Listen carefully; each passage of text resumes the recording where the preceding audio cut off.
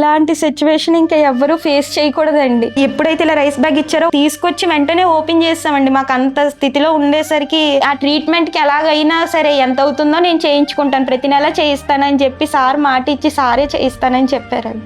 నిజంగా చెప్తున్నానండి, ఆ దేవుడే మాకు ఆ సార్ని చూపించారు.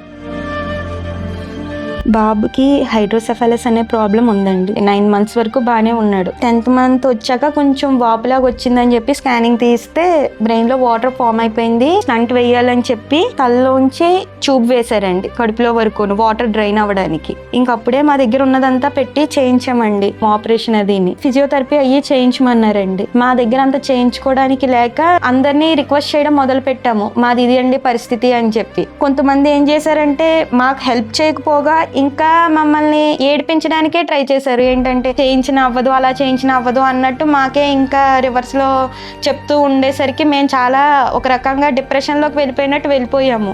ఏం చెయ్యాలో తెలియని స్థితిలో ఇంకా సార్ కంబాల్ శ్రీనివాస్ గారి గురించి మాకు తెలిసిందండి. బాబు సిచ్యువేషన్ మా సిచ్యువేషన్ సార్కి చెప్తే సార్ వెంటనే కరిగి మాకంటూ రైస్ బ్యాగ్ ప్రతి మంత్ వేయిస్తాము, ఖచ్చితంగా మీ పరిస్థితి ఏంటో నాకు అర్థమైంది అని చెప్పి బాబుకి ఫిజియోథెరపీ చేయించడానికి కూడా ఎవ్రీ మంత్ అమౌంట్ వేస్తానని కూడా చెప్పారండి సార్. ఇది పెద్ద ప్రాబ్లము అని చెప్పి సార్ కూడా ఇంకో డాక్టర్ కూడా రిఫర్ చేస్తానని కూడా చెప్పారండి సార్.